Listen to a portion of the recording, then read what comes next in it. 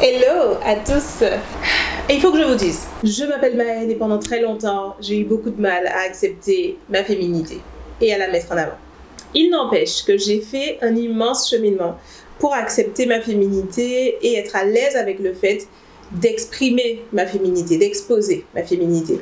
Et dans ce contexte, c'est la rentrée où on repense un peu qui on est et on repense qui on veut être, qui on choisit d'être, qui on décide d'être et on s'autorise à l'être. J'avais envie de vous parler de ça parce que, alors j'ai écrit une newsletter là-dessus il y a 2 jours, je crois que c'était samedi soir, et je voulais aller plus loin sur le sujet dans la vidéo. Donc si vous n'avez pas lu ce texte, vous pouvez aller le voir sur ma page Facebook, je mettrai le lien en description, qui s'appelle quelque chose comme « On peut être sexy et intelligente et brillante à la fois, il n'y a pas de contradiction ». Et en somme, on peut être donc très souvent, quand on est donc brillante, compétente, intelligente, etc., très dans le masculin, à la fois dans notre comportement finalement, mais aussi on peut avoir du mal à s'exprimer dans le glamour, la sensualité, etc. Et je trouve ça dommage. Et j'ai eu mon propre cheminement avec ça. Et j'ai remarqué aussi qu'il peut y avoir l'inverse. Celles qui, à un moment donné dans la vie, ont choisi, ont décidé, se sont retrouvées dans la voie d'être beaucoup plus exprimées dans le glamour, le sensuel, la beauté physique, je vais dire, elles peuvent du coup, en contrepartie, avoir une attitude beaucoup plus réservée en ce qui concerne de manifester leur personnalité, leur brillance, leurs compétences, etc., etc. Et elles vont avoir tendance à se considérer elles-mêmes comme des personnes moyennes, bof, etc. Et ne pas du coup aller dans cette direction pleinement de mais en fait je suis brillante. Il y a comme une dichotomie entre les deux et on se dit qu'on doit choisir et donc on choisit. On choisit un camp, on choisit une façon d'être et on est modéré dans l'autre. Et ça a été moi pendant des années. J'avais un vrai problème finalement avec une certaine forme d'expression de beauté, de féminité. Je voulais être belle, mais j'étais mal à l'aise avec le fait d'être attirante. J'avais ce truc très fort, donc je voulais me maquiller, je voulais me faire belle, même dans mes tenues vestimentaires, je voulais être bien habillée, je voulais être belle, mais je ne voulais pas être sexy, sensuelle, attirante. Et ça a duré pendant longtemps comme ça. Et il y a eu un moment où j'ai eu cette révélation que si je commençais à être attirante, ça ne voulait pas soudain dire que je ne suis pas compétente et brillante. Et j'ai commencé ce processus de me faire belle. Je devais avoir 19 ans, parce qu'avant ça, vraiment, c'était pas top. Sauf que finalement, d'année en année, j'acquirais des compétences sur le sujet. J'ai appris à mieux me maquiller, j'ai appris à mieux me coiffer. Entre-temps, j'ai fait mon retour au naturel. Mes cheveux devenaient plus beaux, je les mettais plus en valeur. Et il y a eu aussi un moment où j'ai, et c'est une autre histoire pour notre moment, mais je m'étais demandé comment, à mon travail, être plus assertive, assurer une certaine présence, que les gens m'écoutent, etc. D'autant que j'étais plus jeune que tout le monde, puisque j'ai fini mes études très jeune, je me suis retrouvée sur le marché de l'emploi très jeune. Donc dans mon équipe, dans mon entreprise, en général, j'étais la plus jeune de loin. Il y avait vraiment un gap. Et je voulais qu'on me prenne au sérieux, je voulais avoir des promotions, je voulais avoir des augmentations, je voulais avoir une importance. Et quand j'ai regardé autour de moi, parmi les supérieurs, les femmes qui avaient comme ça cette présence où elles étaient prises au sérieux, elles étaient écoutées, etc. Mais elles avaient toutes une certaine façon de s'habiller que chacune avait adapté à sa personnalité, mais j'avais remarqué ce genre à la fois très professionnel et glam. Et j'ai commencé à mimer ce genre. Dans mes vêtements, dans mes tenues professionnelles, j'ai commencé à mimer ce genre. Et aussi dans la façon de se maquiller, etc. Par exemple, j'ai remarqué qu'elles avaient souvent des rouges à lèvres colorés.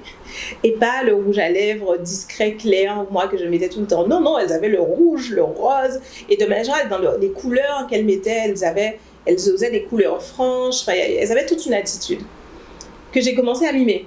Des choses se sont emboîtées, malgré moi.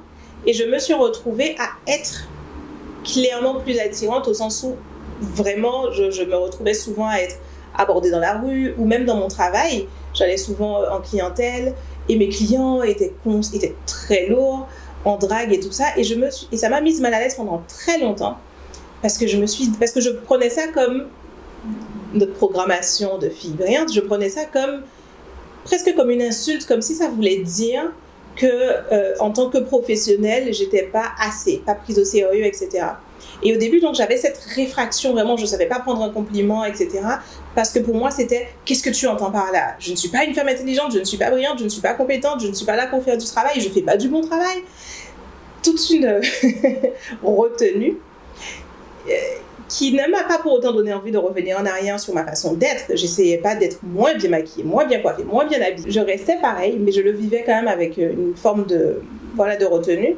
Jusqu'à ce qu'à un moment, je crois que ça devait être dans une réunion ou dans quelque chose, j'ai commencé à avoir le feedback de ces gens avec qui je travaillais, qui étaient à la fois, qui étaient des feedbacks de mon travail, de je faisais du bon travail, etc.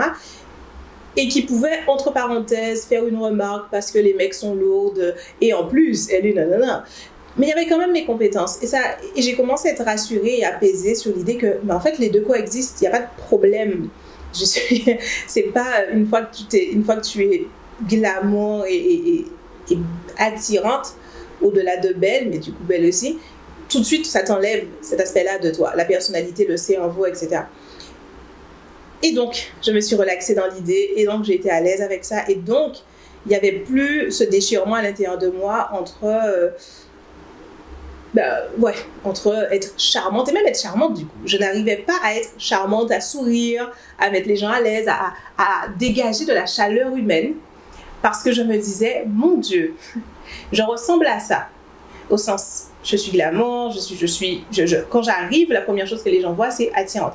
Ensuite, ils voient que je suis compétente, ok, il y a les deux. Mais si en plus je suis charmante, je ne vais jamais m'en sortir, je ne vais jamais pouvoir travailler. Et quel message ça renvoie aux gens? Ils vont avoir l'impression que je les drague, etc., etc. Donc, je cultivais donc une certaine froideur et ça a duré longtemps comme ça. Alors, pour être honnête, c'est pas difficile pour moi. Je suis une personne très solitaire et très renfermée sur elle-même. Donc, être froide, c'est ce qui me vient le plus naturellement. Je ne le fais pas exprès, c'est juste mon naturel est renfermé. Donc, on repousse les autres. Mais je peux faire l'effort d'être chaleureuse. Je veux dire, c'est pas... Je fais l'effort de plein de choses. Je fais l'effort de dire merci et bonjour alors que je trouve que ça sert à rien. Donc, dans la même démarche, je savais que je pouvais faire l'effort d'être plus chaleureuse avec les gens et que je choisissais de ne pas le faire.